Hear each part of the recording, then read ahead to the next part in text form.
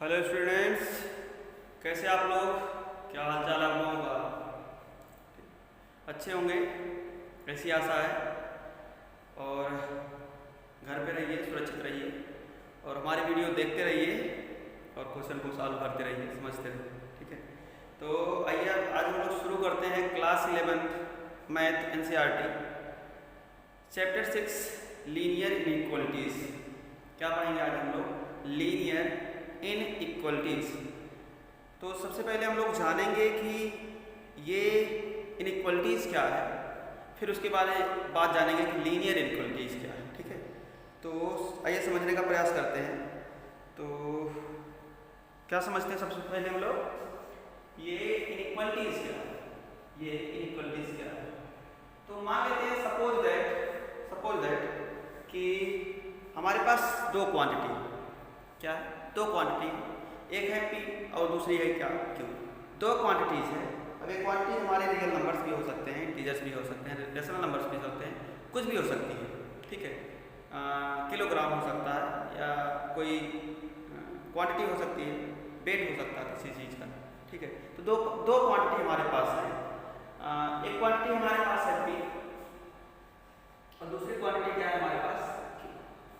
Suppose कीजिए कि हमारे पास दो क्वांटिटी हैं, तो इनमें रिलेशन क्या हो सकता है? इन दोनों में रिलेशन क्या हो सकता है?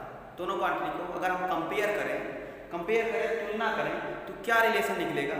यहाँ से हमको तीन रिलेशन मिलेगा। क्या? पहला रिलेशन ये मिलेगा कि जो P क्वांटिटी है वो Q के इक्वल हो सकती है। पहला रिलेशन क्या मिलेगा कि जो हमारी P क्वांटिटी है वो Q के क्या है? इक्वल हो सकती है, यानी दोनों आपस में बराबर हो सकते हैं। दूसरा रिलेशन हमको क्या मिलेगा कि जो P क्वांटिटी है वो हो सकता है Q से छोटी हो। Q से क्या हो? छोटी हो। इसको हम लोग क्या बोलते हैं? लेस देन, यानी P is less then Q। जो P क्वांटिटी हमारी हो Q से क्या हो? छोटी हो।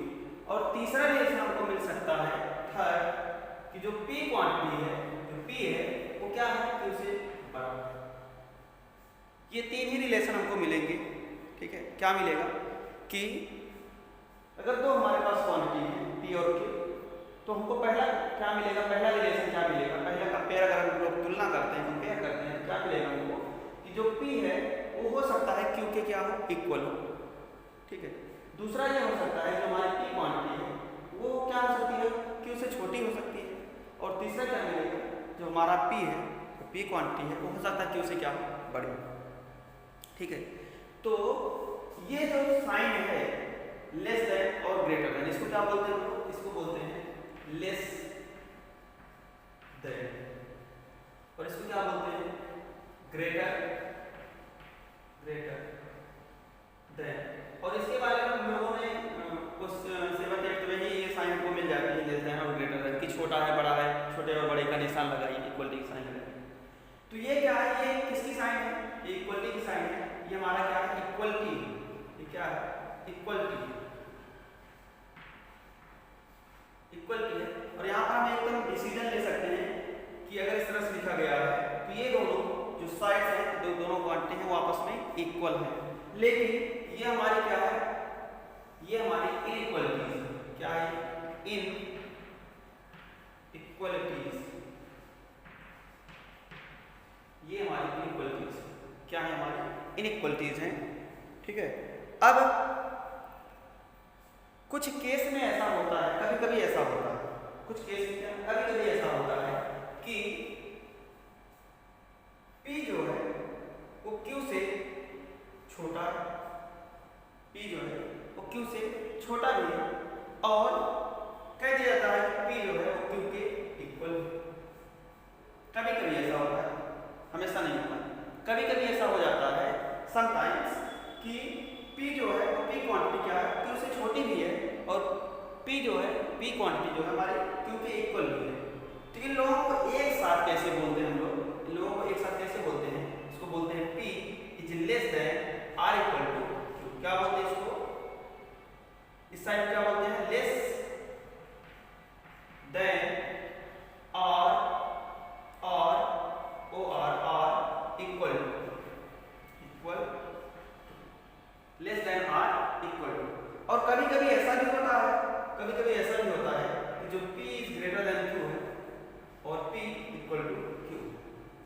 इसको हम लोग कैसे लिखते हैं? इसको हम लोग लिखते हैं P is greater than R equal to Q, और इसको क्या पढ़ते हैं? ग्रेटर देन R और इक्वल, ठीक है। क्या बोलते हैं इसको? जब ऐसी कंडीशन मिलती है तो इसको हम क्या एक साथ लिख देते हैं, इस तरह से, और क्या पढ़ते हैं इसको पढ़ते हैं P is less than R equal to Q and P is greater than R equal to Q। तो यहाँ पर देखिए, यहाँ पर हमको चार साइंस मिली। क्या मिली? चार साइन मिली। Less than, greater than, less than R equal to, greater than R equal to. ठीक है, तो इनको इस तरह से डिफाइन किया गया। कैसे कहा गया, कैसे डिफिनीशन दी गई इनइक्वालिटी की। ठीक है, देखिए इनइक्वालिटी की डिफिनीशन कैसे लिखी गई, बड़ी खूबसूरत डिफिनीशन है इसकी। क्या कि क्या दिया गया डिफिनीशन दिया गया to real numbers, to definition to real numbers are two algebraic expressions,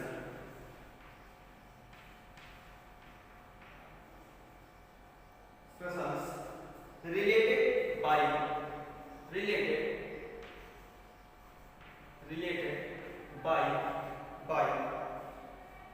the symbol, related by the symbol क्या symbol less than, greater than, less than or equal to, and or greater than or equal to for and equality, for and equality, for my equality। ठीक है, कह रहा है कोई भी दो real number हो या दो अलजेब्रिक एक्सप्रेशंस हो, अगर उनको हम less than, greater than, less then और इक्वल टू, और ग्रेटर देन और इक्वल टू से शो कर देते हैं, तो वो एक्सप्रेशंस या वो रियल नंबर्स क्या कहलाते हैं? इनइक्वलिटीज कहलाते हैं। कहा जाएगा कि वो कैसे हैं? वो इनइक्वलिटीज में हैं। ठीक है, अब इसमें हम लोग कुछ एग्जांपल्स लेते हैं और उन पर डिस्कस करते हैं कि क्या कहते हैं इनको, या इसका क्या नाम है। ठीक है, कुछ एग्जांपल्स लेते हैं, एक दो, और उनके बारे में हम लोग लिखते हैं। क्या? पहला ax plus b is less than 0।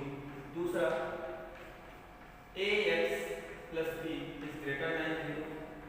तीसरा ax plus b is less than or equal to 0। और चौथा ax plus b is greater than or equal to 0। पांचवा इसमें है फिफ्थ, क्या? ax plus by is less than c। छठा ax plus by is greater than c। सातवां है इसी में ax plus by is less than or equal to c। और आठवां क्या? ax plus by is greater than or equal to c। ठीक है, यहाँ हमने कुछ एग्जांपल्स ले लिया है, कुछ एग्जांपल्स दिखा दिए हैं। ठीक है, इनके बारे में आइए डिस्कस करते हैं। अब पहुँचते हैं लीनियर के पास। तो हम लोग थोड़ा सा चर्चा करते हैं कि लीनियर किसे कहते हैं। हमको पता है कि लीनियर इक्वेशन जब हम लोग पढ़ रहे थे तो उसमें कहा जाता था कि अगर वेरिएबल की पावर मैक्सिमम पावर कितनी हो? 1 हो, तो उसे हम क्या बोलते हैं? Linear equation in one variable. क्या बोलते हैं? Linear equation in one variable. अगर एक वेरिएबल है तो उसको क्या बोलते हैं? अगर उसकी पावर 1 है, एक वेरिएबल है, पावर 1 है, वेरिएबल की पावर 1 है, तो उसको क्या बोलते हैं? हम लीनियर इक्वेशन बोलते हैं। क्या बोलते हैं? Linear equation. और एक ही वेरिएबल यूज किया गया है तो उसको बोलते हैं linear equation in one variable. क्या बोलते हैं इसको? लीनियर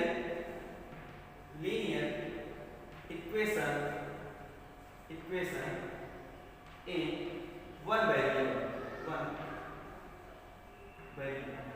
ये बोलते हैं, ठीक। क्या बोलते हैं इसको? Linear equation in one variable. और अगर इस तरह का इक्वेशन हमको मिलता था 2x + 3y = 4, तो यहाँ पर देखिए, यहाँ पर जो वेरिएबल्स हैं क्या है? वेरिएबल्स हैं। यहाँ पर दो वेरिएबल है, 1 और 2। इनकी पावर कितनी है? 1। यहाँ पर भी चेक करते हैं पावर कितनी है? 1। तो यहाँ पर हम लोग क्या बोलते थे कि ये एक ऐसा इक्वेशन है, ये हमारा लीनियर इक्वेशन 2 वेरिएबल। क्या है? Linear equation 2 variable. सेम वही प्रोसेस यहाँ पर अप्लाई करते हैं। क्या अप्लाई करते हैं? पहला तो इसके बारे में जानते हैं कि ये कितने वेरिएबल का इक्वेशन है, इक्वलिटी। देखिए यहाँ पर लिखा है ax + b = 0 ना, ax + b = 0। ये क्या हमारी इनइक्वलिटीज है? क्या हमारी इनइक्वलिटीज है? अभी इसके बारे में पढ़ा हम लोगों ने। और कितने वेरिएबल यूज है? एक वेरिएबल यूज है। पावर कितनी है? 1 है। जिसको क्या बोलेंगे? Linear inequalities 1 variable. क्या है? Linear inequalities 1 variable. Linear inequalities 1 variable. ये क्या है? ये भी हमारा है लीनियर इनइक्वलिटीज 1 वेरिएबल। ये भी हमारा 1 वेरिएबल है, ये भी हमारा 1 वेरिएबल। लेकिन ये कितने हैं? ये कितने हैं? यहाँ पर देखिए, ये कितने हैं? 2। तो इसको क्या बोलेंगे? लीनियर इनइक्वलिटीज इन 2 वेरिएबल।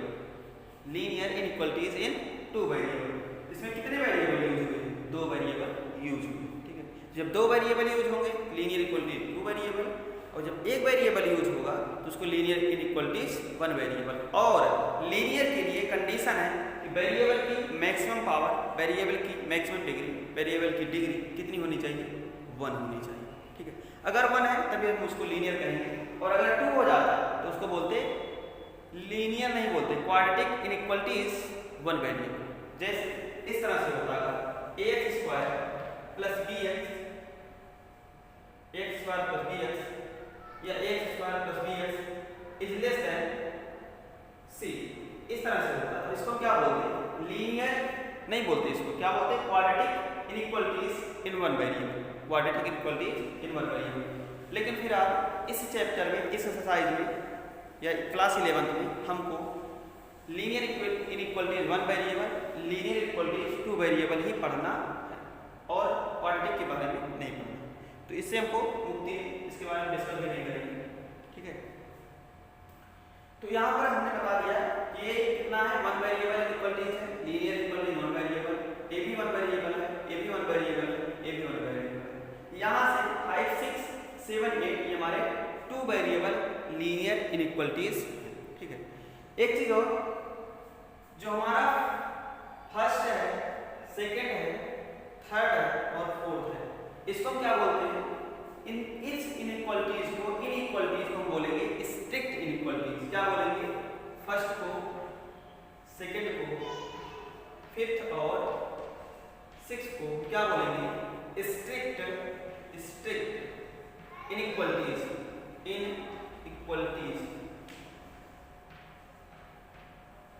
क्या बोलेंगे इनको? Strict inequalities. क्यों? क्योंकि यहाँ पे ये कंफर्म है, ये एकदम क्लियर है कि जो इसकी वैल्यू होगी, जो लेफ्ट हैंड साइड की वैल्यू होगी, वो राइट हैंड साइड की वैल्यू से छोटी ही होगी, वो उससे बड़ी नहीं हो सकती, ना उसके इक्वल हो सकती। यहाँ पर ये फिक्स है ना, यहाँ पर क्या है? ये फिक्स है, इसकी वैल्यू जो होगी, इसकी जो वैल्यू होगी वो लेफ्ट हैंड साइड की जो वैल्यू होगी वो राइट हैंड साइड की वैल्यू से छोटी होगी, एकदम क्लियर है। इसीलिए इसको क्या कहा गया? Strict inequalities. लेकिन जो हमारा थर्ड है, 4, 7 और 8 है, इसके बारे में क्या करेंगे? इसको कौन सी इनइक्वलिटी बोलेंगे? इसको बोलेंगे स्लैक इनइक्वलिटीज।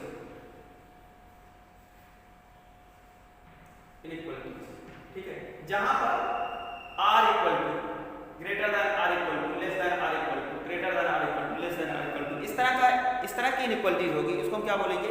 Slack inequalities.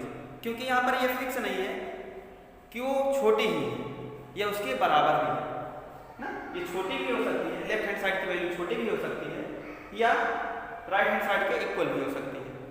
जो लेफ्ट हैंड साइड की वैल्यू है, ये क्या करेगा, ये छोटी भी हो सकती है या इसके इक्वल भी हो सकती है। यहाँ पर दो कंडीशन दे रहा है, कंफ्यूज कर रहा है, इसीलिए इसको क्या बोलेंगे हम लोग, स्लैक इनइक्वलिटीज। इसका क्या नाम दे दिया गया है, स्लैक इनइक्वलिटीज। और जहाँ पर ये फिक्स है ये छोटी ही होगी या बड़ी ही होगी, वहाँ पर क्या करेंगे, वहाँ पर हम बोलेंगे स्ट्रिक्ट इनइक्वलिटीज। एक कंफर्म रहेगा, जब एक ही सिंगल साइन है तो वहाँ पर स्ट्रिक्ट इनइक्वलिटीज, जहाँ पर डबल साइन हो जाएगी वहाँ पर स्लैक इनइक्वलिटीज होगी। ठीक है, आगे है सॉल्यूशन ऑफ लीनियर इनइक्वलिटीज। हम लीनियर इक्वलिटीज के सॉल्यूशन कैसे फाइंड करते हैं या कैसे हो सकते हैं, इसके बारे में डिस्कस करेंगे। ठीक है, solution of linear inequalities, solution of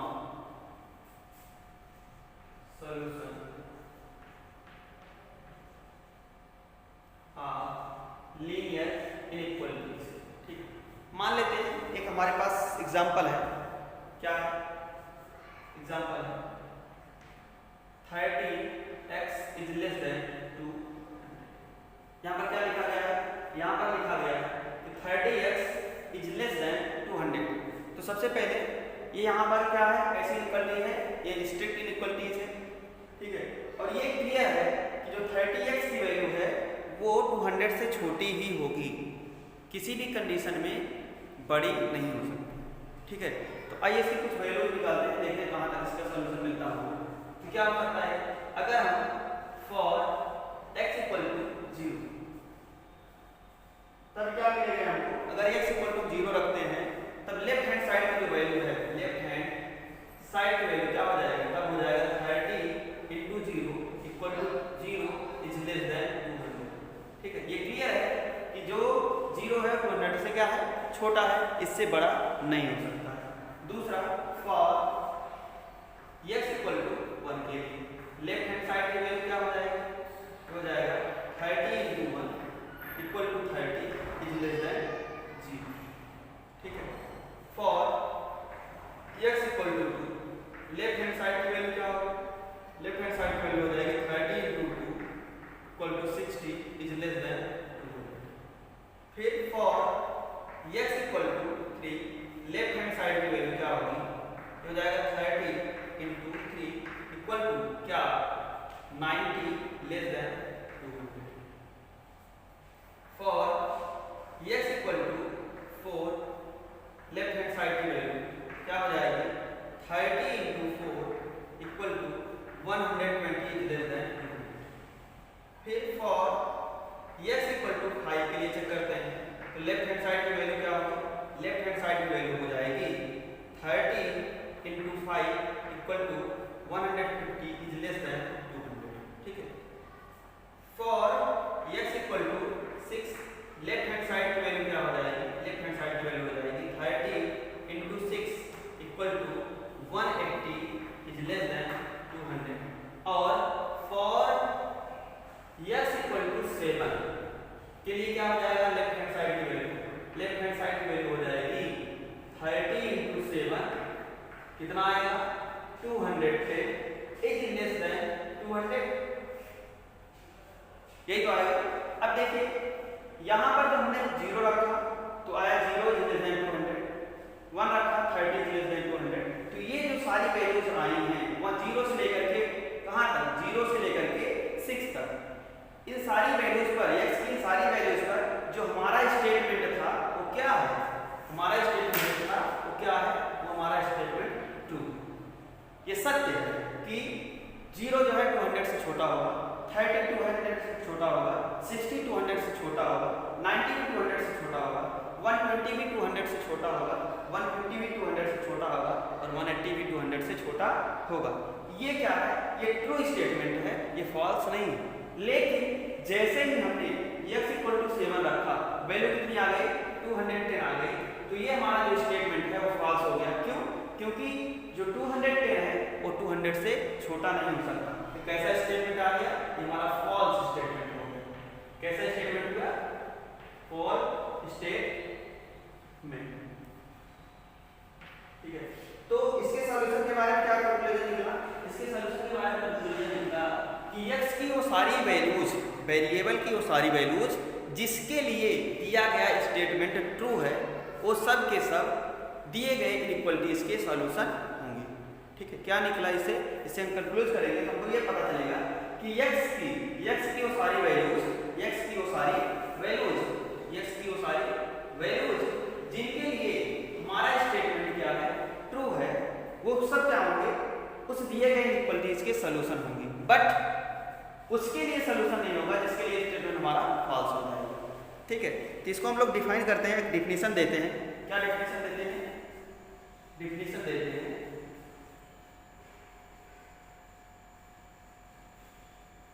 क्या कि definition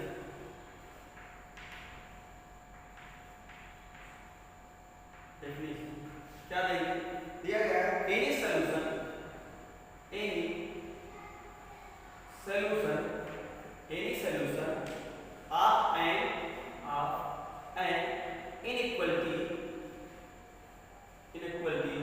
of an inequalities any solution of n inequalities in one variable is a value of the variable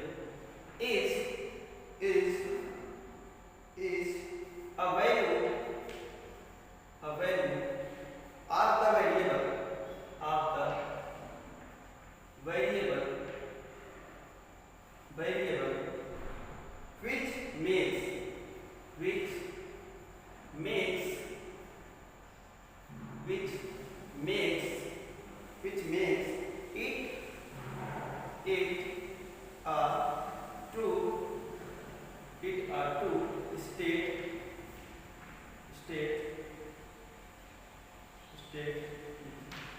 कह रहा है कि any solution of an equality in one variable, कह रहा है one variable के अंदर कोई भी इक्वलिटी हो या वन वेरिएबल हो या टू वेरिएबल हो उससे कोई मतलब नहीं, यहाँ पर लिख लिया वन वेरिएबल।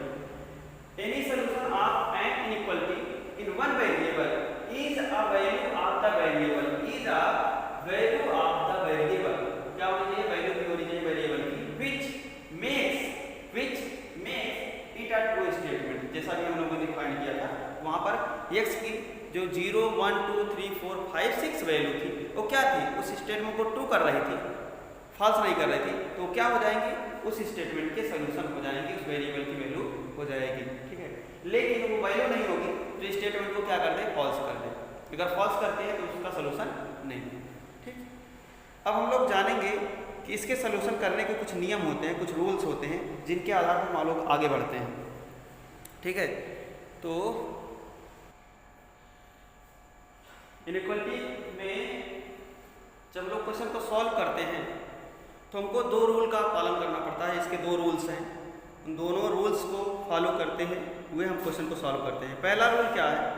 पहला रूल दिया गया है कि इक्वल नंबर्स में be added to or subtracted from both sides of an inequalities without affecting the sign of inequalities. कह रहा है कि हमको इनइक्वालिटी के दोनों साइड्स में अगर कोई नंबर ऐड करना है, सेम नंबर को ऐड करना है, सेम नंबर हम ऐड कर सकते हैं, सेम नंबर को सब्ट्रैक्ट करना है, सेम नंबर को सब्ट्रैक्ट करते हैं, इनइक्वालिटी पर कोई इफेक्ट नहीं पड़ता है। क्या होता है कि कह रहा है कोई अगर इनइक्वालिटी है तो उस इनइक्वालिटी के दोनों साइड में हम सेम नंबर को ऐड कर सकते हैं, सब्ट्रैक्ट कर सकते हैं, लेकिन ऐसा करने से उसके इनइक्वालिटी पर कोई इफेक्ट नहीं पड़ेगा। हम ऐड भी कर सकते हैं, सब्ट्रैक्ट भी कर सकते हैं विदाउट किसी चेंज के हम कोई चेंज नहीं करेंगे। मान ये हमारे पास एक क्वेश्चन है, क्वेश्चन क्या है? x इज लेस देन, ये हमारे पास एक एग्जांपल है, एक क्वेश्चन है कि x क्या है? Less than 5। ठीक है, तो कह रहा है कि हम सेम नंबर को ऐड कर सकते हैं दोनों साइड में। क्या कर सकते हैं? अगर 2 को ऐड करें तो x plus 2 is less then 5 plus 2। क्या लिख सकते हैं इसको? x plus 2 is less then 7।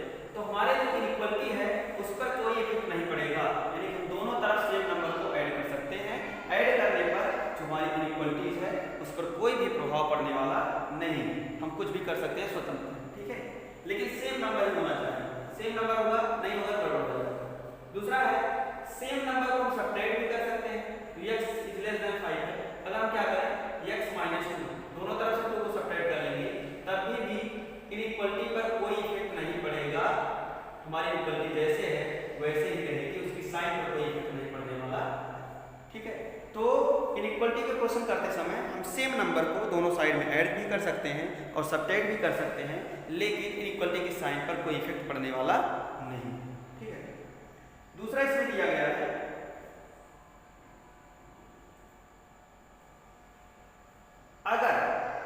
अगर कोई इनइक्वालिटी है, अगर कोई इनइक्वालिटी है और उसके दोनों साइड्स में both sides of an equality can be multiplied or divided by the same positive number without no changing, यहाँ तक देखिए हम लोग, कहाँ तक, यहाँ कह रहा है both sides of an equalities can be multiplied or divided by the same positive number, कह रहा कोई इनइक्वालिटी हो और उसके दोनों साइड में हम सेम नंबर से मल्टीप्लाई करें, सेम नंबर से डिवाइड करें, लेकिन जो नंबर है वो क्या होना चाहिए, पॉजिटिव होना चाहिए, तो उस कंडीशन में भी उसके इनइक्वालिटी की साइन पर कोई नहीं पड़ेगा।